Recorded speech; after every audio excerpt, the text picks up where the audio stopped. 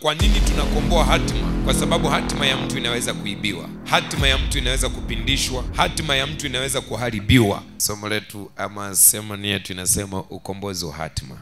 Amina. Ukombozi wa hatima. Nini maana ya hatima? Maana ya hatima ni ubadaye wa mtu. Maana ya hatima ni ubadaye. Kwa unaposikia mahali popote neno hatima linaongelewa, ina maana ubadaye, ama inamaanisha ubadaye. Sasa tunapoongelea habari ya ukombozi wa hatima, tunaongelea ule ubadaye ambao Mungu ametuwekea, our future, ubadaye ambao Mungu ametutengenezea. Na kwa nini tunahitaji kukombolewa hatima zetu? Kwa sababu hatima inaweza kupindishwa. Natamani uandike. Namba moja, hatima ya mtu inaweza kupindishwa. Hatima inaweza ikaibiwa. Hatima inaweza ikapotezwa. Si wote mnawaona wako mitaani ni vichaa, wengine wamelala, wengine hawana kazi, wengine hawana chochote cha kufanya. Ina maana ndo hatima yao? Hapana. Wale watu ni kwamba either hatima zao zimeibiwa, hatima zao zimepindishwa, hatima zao zimeharibiwa. Kwa hatima ni ubadaye wa mtu. Kila aliyeko hapa leo kuna ubadaye alionao, future. Kwa unaposikia neno hatima popote, maana yake ni ubadaye, yani future. Ubadaye wako ni nini? Ubadaye ambao Mungu amekuwekea. Narudia tena kusema hatima. Kwa nini tunakomboa hatima? Kwa sababu hatima ya mtu inaweza kuibiwa, hatima ya mtu inaweza kupindishwa, hatima ya mtu inaweza kuharibiwa. Hatima ya mtu inaweza kuharibiwa. Mtu anaweza kuharibiwa hatima yake.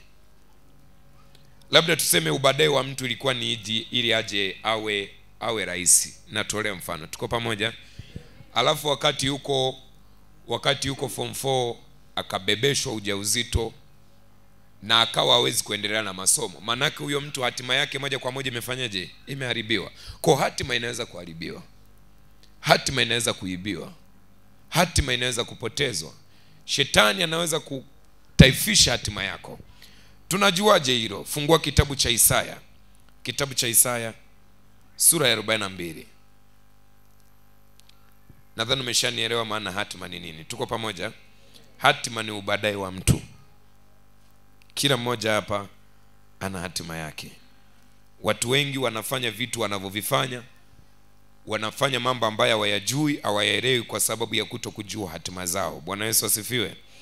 Watu wengi wanatangatanga katika haya maisha. Hajui aende wapi, hajui afanye nini, hajui awe wapi, hajui aishi vipi kwa sababu ya kutokujua hatima yake. Nataka kuanzia leo, ukishaijua hatima yako ni nini, ujue namna ya kuishi, ujue namna ya kuenenda, ujue watu unaopaswa kuwa nao, ujue pia vitu unavyopaswa kufanya na ambavyo hupaswi kufanya. Tuko pamoja?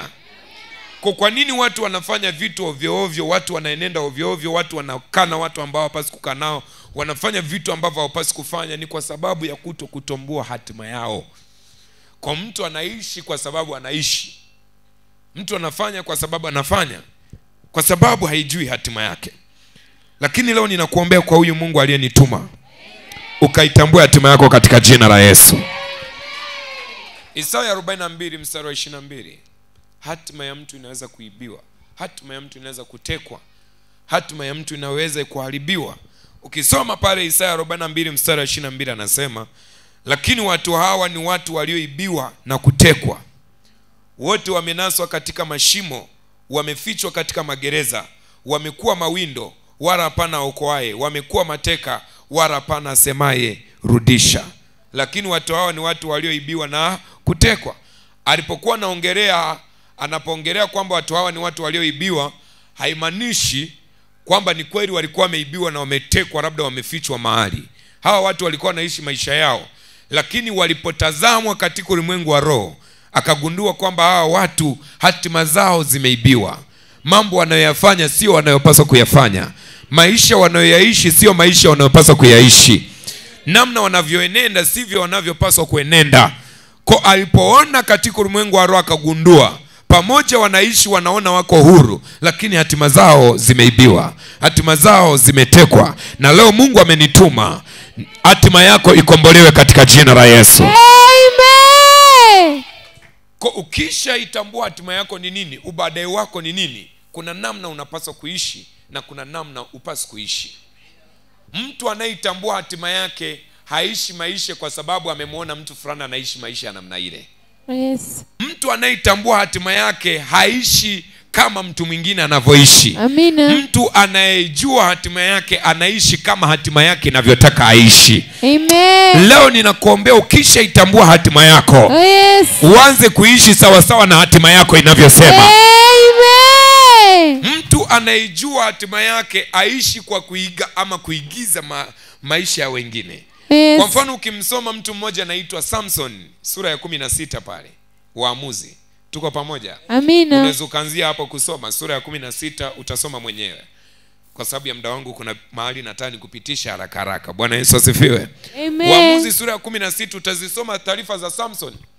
Wakati mke wake Manoa anabeba ujauzito, alikuwa tasa mume wake, na mke wake Manoa alikuwa tasa wa muda mrefu. Bwana Yesu asifiwe. Amen. Baadaye ametokea na malaika akamwambia, nisikilize mke wa Manoa, utaenda kuzaa mtoto. Huyu mtoto utakayeenda kumzaa hatima yake ni kuwaondoa Wafilisti. Kwa kuna kitu anachopaswa kukifanya, na kazi yake ni moja tu, hatima yake ni moja, ubaadaye wake ni huu, ni kuhakikisha na wafutilia Wafilisti wote kwenye ulimwengu huu. Naongea na watu wa Mungu hapa. Amen. Baada ya malaika kuongea na yule mwanamke mke wake na Manoa, akamwambia ili huyu mtoto atimize hatima yake, Yes. namba moja, wembe haupaswi kugusa kwenye kichwa chake. Amina. Kuna watu wengine waliruhusiwa kunyolewa na wanamtumikia Mungu, lakini Samson hakuruhusiwa kugusa hata wembe kwenye kichwa chake. Amina. Hata kunyoa hata kidogo hakuruhusiwa. Amen. Kuna mtu naongea naye hapa. Amen. Kwa kile kitu ndicho kilikuwa kila support hatima yake ama kutimiza hatima yake. Yes. Naongea naye hapa. Amen. Kitu kingine aliambiwa aruhusiwi kunywa mvinyo, na sio mvinyo peke yake. Alisema aruhusiwi kunywa divai wala kileo wala mvinyo. Manake kitu kinachoitwa ni mzabibu haruhusiwi kugusa chochote. Amina. Ili aitimize hatima yake. Kwa kuna namna ya maisha ambayo alitengenezewa anapaswa kuyaishi. Amen. Ili kuweza kufikia ubaadaye wake. Amina. Ili kuweza kuitimiza hatima yake. Amen. Na wewe kama kuna hatima unayo, kuna vitu ambavyo kuna namna itataka uishi. Yes. Ili kuweza kuifikia. Amina. Kuna mtu naongea naye hapa. Amen. Kuna watumishi humo kwenye Bible walinyoa nywele na hakuna shida, na roho Mungu alishuka juu yao. Kuna watumishi humo kwenye Biblia walikunywa pombe na Mungu hakuwa na shida nao na bado walitimiza hatima zao. Lakini Samson hakuruhusiwa kugusa, sio pombe tu peke yake, sio divai peke yake, hata mzabibu, kitu chochote kinachotokana na mzabibu hakuruhusiwa kugusa. Ni kwa sababu ya hatima aliyokuwa ameibeba. Kuna mtu naongea naye hapa. Amina. Naongea naye hapa. Amen. Watu wengi na wahubiri wengi tunahubiri kwamba Samson kilichomuua ni mwanamke. Hapana, kilichomaliza hatima ya Samson sio mwanamke. Bwana Yesu asifiwe. Amen. Kwanza ukisoma hapo kwa Biblia, Samson alikuwa na mambo ya ajabu ajabu.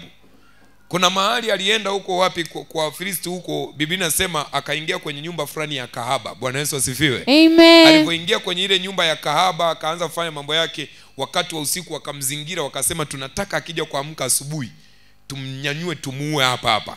Samson amemaliza kufanya mambo yake na kahaba wake, ameamka asubuhi kabla kuja kucha, ameenda amebeba mageti, beba marango yote ya mji, akaondoka nayo na hata wakumgusa. Bwana Yesu asifiwe. Amen. Kwa Samsoni kilichoua hatima yake sio mwanamke. Naongea na watu wa Mungu hapa. Amen. Ukiendelea mbele, kilichoua hatima ya Samson ni Mungu anaitwa Dagon.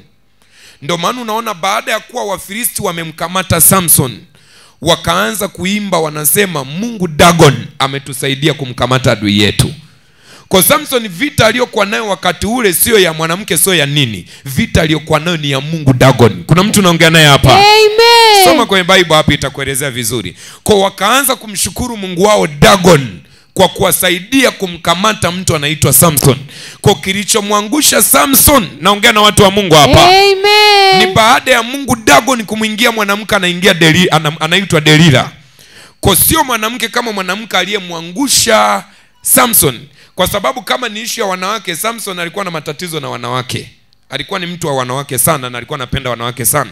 Kwa tunaona alipofika kwa Delila, yule Delila alikuwa automatically amebeba roho ya yule Mungu Dagon.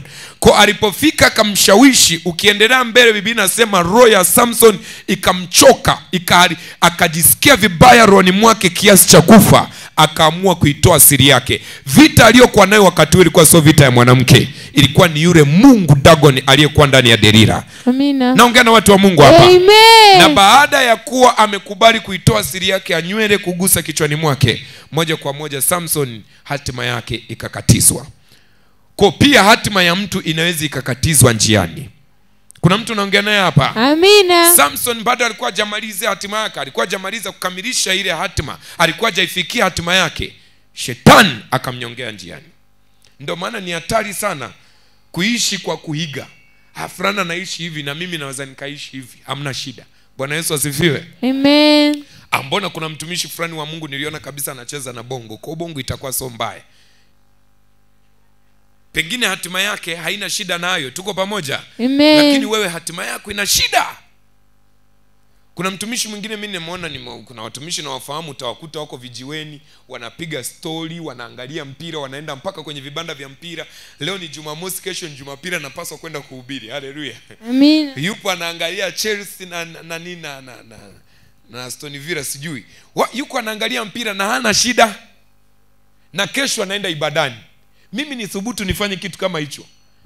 Nitakuja hapa nitaanza kuboboja maneno, hakuna chochote nitaongea cha maana. Bwana Yesu asifiwe. Amen. Kwa hatima zetu zinatofautiana.